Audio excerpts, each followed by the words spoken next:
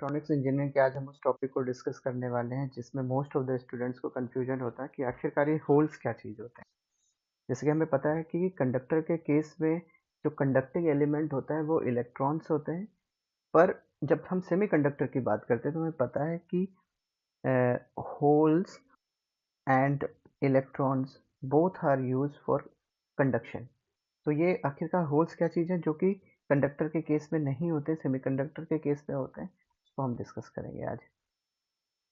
अगर हम बेसिक्स की कुछ बात करें तो अगर हम मटेरियल को एनर्जी बैंड डायग्राम के थ्रू डिस्टिंग्विश करेंगे तो हमें पता है कि energy band diagram conductor, semiconductor और इंसुलेटर के केस में कुछ ऐसा दिखता है। तो कंडक्टर के केस में आप देख सकते हैं कि जो कंडक्शन एनर्जी बैंड है और बैलेंस एनर्जी बैंड है, उसका एक पोर्शन ओवरलैप होता है। इट मीन्स कि जो इस पोर्शन के बैलेंस बैंड के इलेक्ट्रॉन हैं वो already available in conduction energy band that can take part in conduction. That's why the conductivity of the conductor is much higher. अब बात करें अगर सेमीकंडक्टर और इंसुलेटर केस की, तो हमें पता है कि जो एनर्जी कंडक्शन बैंड है और बैलेंस बैंड है उनके बीच में एक गैप होता है जिसको बोलते हैं फॉरबिडन एनर्जी गैप। और forbidden energy gap in case of semiconductor approximately 1 electron volt क्या होता है और इंसुलेटर के केस में अप्रॉक्सीमेटली 6 इलेक्ट्रॉन वोल्ट के आसपास होता है। It means at room temperature अगर हम बात करें तो this electron volt this gap energy is sufficient to transfer one electron from valence band to conduction band and that can take part in conduction. इसका मतलब अगर हम रूम टेम्परेचर पर बात करें तो सेमीकंडक्टर का एक इलेक्ट्रॉन कंडक्शन बैंड में जाता है जो कि कंडक्टिविटी में पार्ट करता है। तो एक semiconductor can act as a conductor, not conductor, बस कंडक्टिविटी उसकी है कुछ। पर इंसुलेटर की अगर मैं बात करूं तो this energy is much higher कि आप टेम्परेचर कितना भी राइज कर लें, no one can electron transmit from this valence band to conduction band, ये पॉसिबल नहीं है। That's why the insulator has approximately nil conductivity. इसकी कंडक्टिविटी बिल्कुल नहीं है। सेमीकंडक्टर के केस में थोड़ी सी कंडक्टिविटी है अगर हम थोड़ा सा टेम्परेचर राइज करते हैं। This is the special feature of the semiconductor. और conductor is normally low temperature पे भी कंडक्टिविटी के लिए अवेलेबल होता है क्योंकि वैलेंस बैंड और कंडक्शन बैंड आपस में ओवरलैप करते हैं। ये फिनोमेना हमें पता है। अब हम बात करते हैं एक एक टर्म मैं यहाँ आपको और बताना चाहूँगा। आप यहाँ देख सकते हैं कि मैंने बैलेंस बैंड या कंडक्शन बैंड के जो स्ट्रक्चर है उसमें मैंने लाइनिंग्स दिखाई हैं। इसका एक स्पेशल फीचर ये है कि मैं ये शो करना चाहता हूँ कि ये कंडक्शन बैंड और बैलेंस बैंड कॉन्टिन्यूस बैंड नहीं है। जैसे नॉर्मल आप देखते होंगे किसी भी डायग्राम में हम कंडक्शन बैंड को ऐसे, इसको कंडक्शन बैंड बोल देते हैं, इसको बैलेंस बैंड बोल देते हैं, तो ऐसा दिखा देते हैं। पर ये कॉन्टिन्यूस बैंड नहीं है। यहाँ पे एटम्स किसी भी पोजीशन में रिसाइड नहीं कर सकते क्योंकि एक साइंटिस्ट हुए बोर, उनने एक हाइपोथेसिस दी कि atoms can possess only certain discrete energies। वो कोई भी एनर्जी को पोजेस नहीं कर सकते, वो कुछ ही डिस्क्रीट एनर्जीज को पोजेस करते हैं और उसके बीच में डिफरेंस बहुत कम होता है। They are very close lines, that's why we show as a continuous band, but they can possess only certain energies. That's why मैंने इंटेंसली यहाँ पे एक डिस्क्रीट लाइन शो करी थी कि एक पर्टिकुलर एनर्जी लेवल में only one electron can reside, one या more, but they can possess only discrete levels, not continuous level। this एक important feature है। अब हम आते हैं अपने टॉपिक पे। मैं सिलिकॉन की बात करता हूँ। सिलिकॉन एक जो है सेमीकंडक्टर है जिसका एटॉमिक नंबर 14 होता है। उसकी कॉन्फ़िगरेशन अगर हम देखें 1s2 2s2 2p6 3s2 3p6 3p2 होता है। अब यहाँ से हम देख सकते हैं जो आउटर शेल है उसमें 4 इलेक्ट्रॉन्स अवेलेबल हैं जिनको हम बोल रहे हैं बैलेंस बैंड इलेक्ट्रॉन्स। एक पर्टिकुलर एटम में 4 इलेक्ट्रॉन्स बैलेंस बैंड में है which can take part which can अगर हम अपने टेम्परेचर को राइज करते हैं तो ये इतनी एनर्जी गेन करते हैं जो कि कंडक्शन बैंड में ट्रांसमिट हो सकते हैं और which can take part for conduction. तो ये हमें नॉर्मल केस में, हर मेटल के केस में भी होता है, सेमीकंडक्टर के केस में होता है। अब सेमीकंडक्टर के केस में ऐसा स्पेशल क्या होता है जो हम यहाँ और डिस्कस करेंगे। अब हम बात कर रहे हैं एक लैटिस स्ट्रक्चर की, सिलिकॉन के, जिसमें वो एक सिलिकॉन एटम दूसरे सिलिकॉन एटम के थ्रू कोवैलेंट बॉन्ड्स के थ्रू कनेक्टेड है, जिसमें वो अपने एक पेयर ऑफ इलेक्ट्रॉन्स को शेयर कर रहे हैं। अब क्या होता है कि at room temperature, at room temperature की अगर हम बात करें तो रूम टेम्परेचर पे जो ये कोवैलेंट बॉन्ड्स हैं ये अब रप्चर हो जाते हैं, ये दे कैन ब्रेक। अगर हम टेम्परेचर को रूम टेम्परेचर पे भी ले जाते हैं उस सिलिकॉन मटेरियल को, तो उसके जो कोवैलेंट बॉन्ड्स हैं वो रप्चर हो जाते हैं। अब ये अगर ये बॉन्ड रप्चर होगा तो ये इलेक्ट्रॉन फ्री हो जाएगा, that can move free for conduction. तो ये इलेक्ट्रॉन्स फ्री हो गए, ये इलेक्ट्रॉन्स भी फ्री हो गए। I mean they move from valence band to, अगर मैं बैंड डायग्राम से इसको देखना चाहूँ तो ये अभी बैलेंस बैंड में थे और जब ये कोवैलेंट बॉन्ड रप्चर हुआ तो ये कंडक्शन बैंड में चले गए, तो ये कंडक्टिविटी के लिए अवेलेबल हो गए। I means electrons are now available for conductivity. अब ये इलेक्ट्रॉन जो यहाँ से फ्री हुए तो इलेक्ट्रॉन की डिफिशियंसी की वजह से यहाँ पे एक वैकेंसी क्रिएट हो गई, वैकेंसी क्रिएट हो गई, यहाँ पे भी एक वैकेंसी क्रिएट हो गई, वैकेंसी क्रिएट हो गई। अब यहाँ पे इम्पोर्टेंट बात यह है कि यहाँ केवल एक ही बॉन्ड ब्रेक नहीं होगा, यहाँ पे एक मल्टीपल बॉन्ड ब्रेक्स हो गया। जस्ट लाइक अगर मैं इस कोवैलेंट बॉन्ड की बात करूँ, ये कोवैलेंट बॉन्ड भी ब्रेक हो रहा है। अब अगर ये कोवैलेंट बॉन्ड ब्रेक होगा तो यहाँ पे भी इलेक्ट्रॉन फ्री होंगे, यहाँ पे भी इलेक्ट्रॉन फ्री होंगे। तो ये अब आप देख रहे हैं 4 इलेक्ट्रॉन्स कंडक्टिविटी के लिए अवेलेबल हो गए। बट इम्पॉर्टेंट बात यहाँ पे ये है कि ये एनर्जी इतनी जो कोवैलेंट बॉन्ड्स हैं ये स्टेबिलिटी को गेन करने के लिए again try to makes covalent bond. तो जो ये इलेक्ट्रॉन यहाँ से फ्री हुआ है it's also take part for making covalent bond again. अब ये कोवैलेंट बॉन्ड फिर से बन गया, या फिर ऐसा कह सकते हैं आप कि ये इलेक्ट्रॉन फिर जाके यहाँ ये इलेक्ट्रॉन भी जाके यहाँ पे कोवैलेंट बॉन्ड दोबारा बनाएगा। तो ये कोवैलेंट बॉन्ड्स फिर से बन रहा है, तो जो वैकेंसी यहाँ थी वो यहाँ अब क्रिएट हो गई, ये वैकेंसी यहाँ क्रिएट हो गई, ये वैकेंसी फिर अगेन यहाँ क्रिएट हो गई, समथिंग ऐसे मूव करता रहेगा। ये कोवैलेंट बॉन्ड ब्रेक होगा, ये कोवैलेंट बॉन्ड ब्रेक होगा। तो ये इलेक्ट्रॉन्स अब मूवमेंट हो रही है, साथ ही साथ जो वैकेंसी क्रिएट होती जा रही है वो मूव होती जा रही है। तो जो इस वैकेंसी है, वैकेंसी क्रिएट हो रही है, इसी को हम होल्स बोलते हैं। आई मीन्स इलेक्ट्रॉन्स का मूवमेंट हो रहा है, होल्स का मूवमेंट हो रहा है, बट होल्स एक्चुअली क्या है कि deficit of electron, deficit of electron होने की वजह से हम क्या बोल सकते हैं कि जो होल्स का जो नेचर होगा, होल्स होल्स का जो नेचर होगा वो पॉजिटिव इन नेचर होगा। उसके जो इलेक्ट्रॉनिक चार्ज, उसको एज ए इलेक्ट्रॉनिक चार्ज हम कंसीडर करें तो वो एक पॉजिटिव नेचर होगा क्योंकि वो डेफिशिएट ऑफ इलेक्ट्रॉन है। तो इलेक्ट्रॉन का मूवमेंट हो रहा है, साथ में वैकेंसी भी ट्रांसफर हो रही है। That's why we can say that holes, vacancy and electron both are take part in conduction. ऐसा हम बात कर रहे हैं अभी इंट्रिंसिक के केस में। पर आप देख रहे हैं कि इलेक्ट्रॉन हो रहा है, वैकेंसी हो रहा है, तो रप्चरिंग ऑफ बॉन्ड्स हो रहे हैं जिसमें इलेक्ट्रॉन जनरेट हो रहे हैं, इलेक्ट्रॉन जनरेट हो रहे हैं।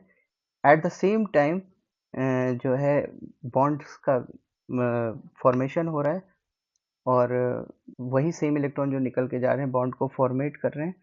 तो कोवेलेंट बॉन्ड ब्रेक हो रहे हैं, बन रहे हैं, ब्रेक हो रहे हैं, बन रहे हैं। दैट्स वाई उस केस में वैकेंसी ट्रांसफर हो रही है, इलेक्ट्रॉन मूवमेंट हो रहा है।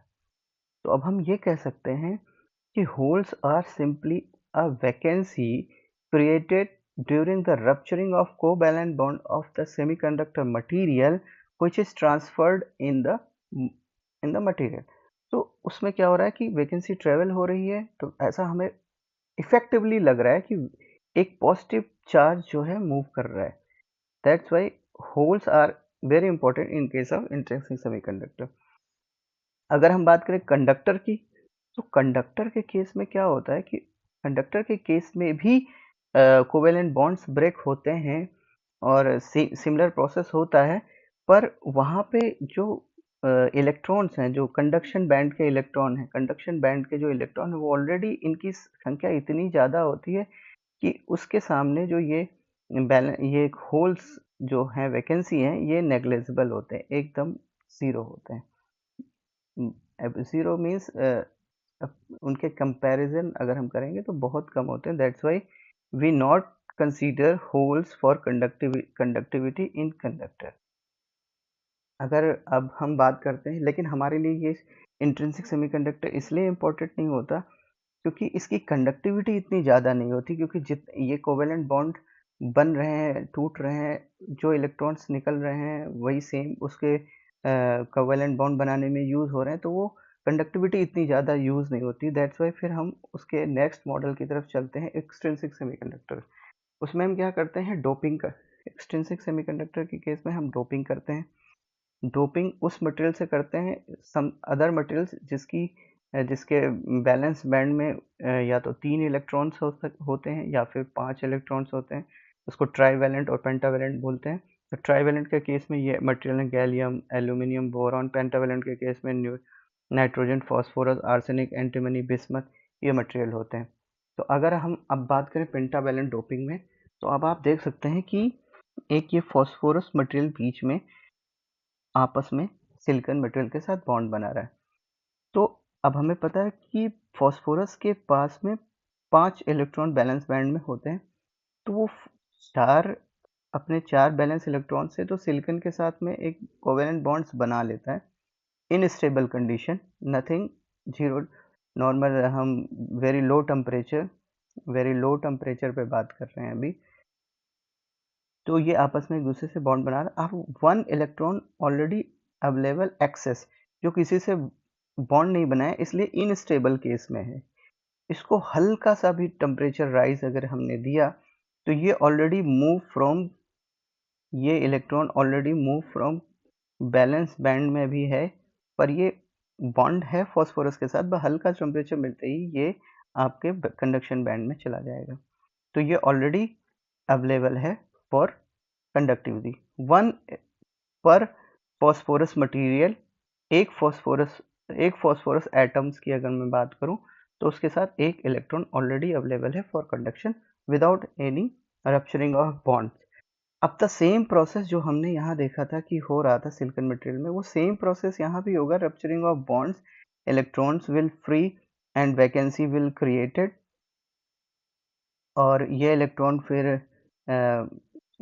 इलेक्ट्रॉन जो है यहाँ पे वैकेंसी क्रिएट हुई, फिर यहाँ से भी इलेक्ट्रॉन फ्री होगा। ये इलेक्ट्रॉन यहाँ फ्री होके ये इस बॉन्ड को मेक करेगा, यहाँ से इलेक्ट्रॉन फ्री होके इस बॉन्ड को मेक करेगा, फिर से इस कोवेलेंट बॉन्ड को बनाएगा, फिर यहाँ पे वैकेंसी क्रिएट होगी। दैट्स वाई इलेक्ट्रॉन मूवमेंट हो रहा है और वैकेंसी का भी मूवमेंट हो रहा है। Both again happen in case of semiconductor.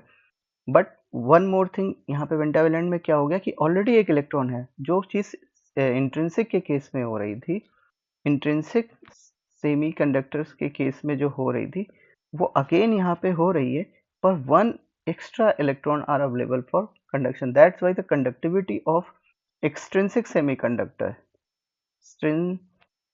extrinsic semiconductor is more rather than intrinsic